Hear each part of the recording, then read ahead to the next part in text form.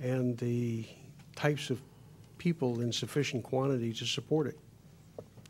And therefore, I think while it might be beneficial to improve the diets of local people, I can't see why we would be pushing this from here when it's actually something that should be done by the private sector. So I'm going to abstain on this one, and in deference to my colleagues who feel very strongly about supporting these issues. Okay. Comments, Michael? Could we, would it be appropriate at this time to have the city attorney's opinion about this resolution and the effect of this resolution? Yeah, I hadn't had a chance to give it a whole lot of thought, but I think Paul mentioned that the auditor's office was wanting to make sure, and this goes for anything we support, that there's a public benefit to it. I think it's certainly an appropriate finding if council feels that there is a public benefit to state that in the resolution or motion form. I think that'd be fine. Okay. And in regards to the actual resolution itself, if part of the legal reasoning for why a council member believes that it is necessary to bring this forward is the fact that the farmers market uses city electricity or public square, the question I've got is, do we have a system in place whereby anybody can rent the square and plug into our electricity? Yeah, we actually don't rent it, but they have a permit that they can go through and fill out.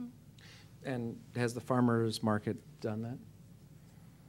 And so the farmers market, legally speaking, would be on equal footing with any group, private group, that would come in and fill out the same form to plug into the electricity use of the space? Yeah, I think the only area that this one falls out of that use a little bit is that they've also requested the use of Pendleton Street between Main and C Street. And that, I believe, we've also granted at an administrative level. So it falls out of Reflection Plaza itself. But again, any member of the public, and we have some during the summer that come forth from neighborhoods to be able to do neighborhood barbecues and that type of stuff. Is that something? Is that something that we have an official procedure set so that if any concerned citizen wants to shut off a street and have a block party or something like that, so that's already established? Yep.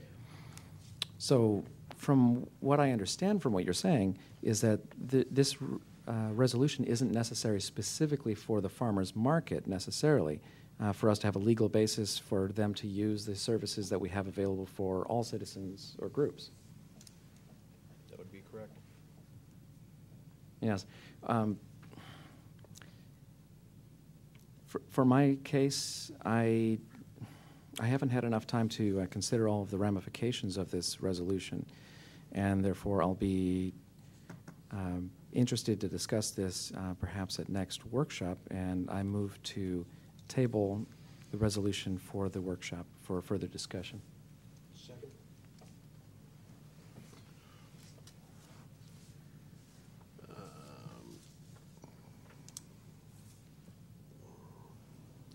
Okay, I've got a motion and a second to table the item. Council discussion.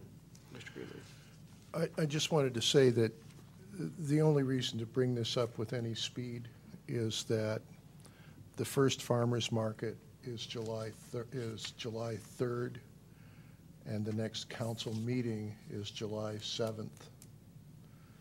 So I wanted to have this in place before it actually happened.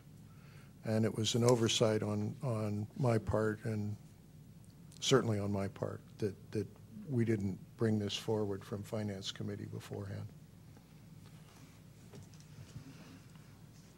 Other comments, questions from council? Rod?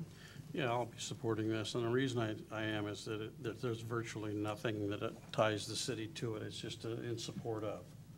And I think that those small vendors and the citizens that do like to participate in that, it sends a message that the city does, in fact, support it, but nothing more than that. No financial obligation. Other council comments? Yes, Jennifer? I also will be supporting the resolution. I happen to disagree with Councilmember Shoemaker as far as a farmer's market not being beneficial to a small population, a city such as Washougal. I think that grassroots organizations rise up through these sorts of community events, and this is how these things start. And I think that we have a large enough population to support it. Camas is very similar in size, and many other small cities across the United States are similar in size to Washougal.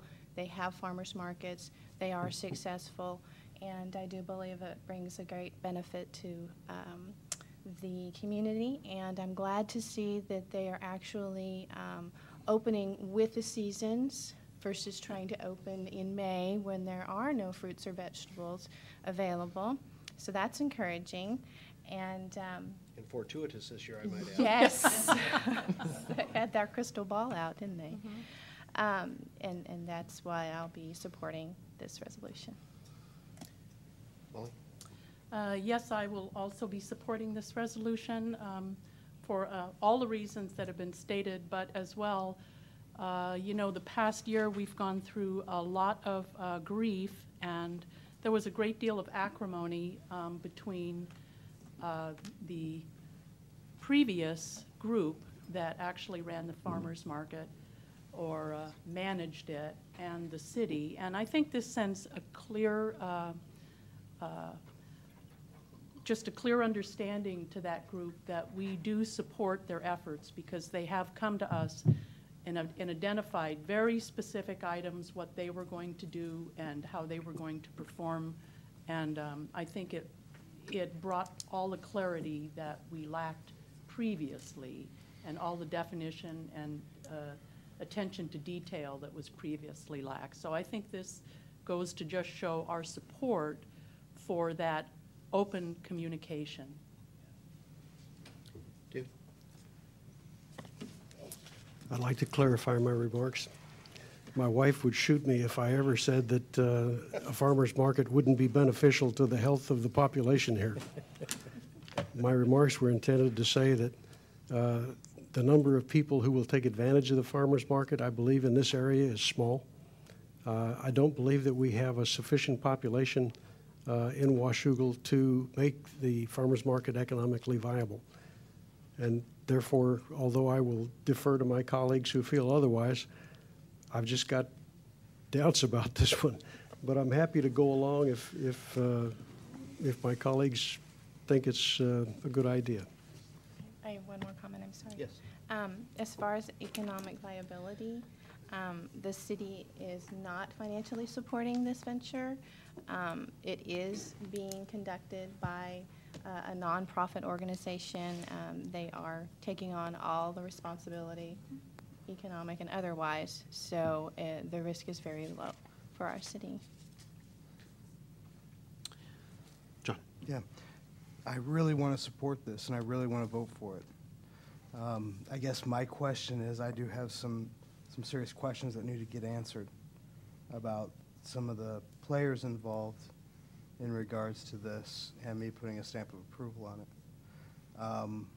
So I guess, is there any way that if we follow through with the motion to table, that we could bring this up for a vote after the workshop, after we've had a chance to amply lay everything out? I mean, we've voted on things after workshops before. Sure. We can certainly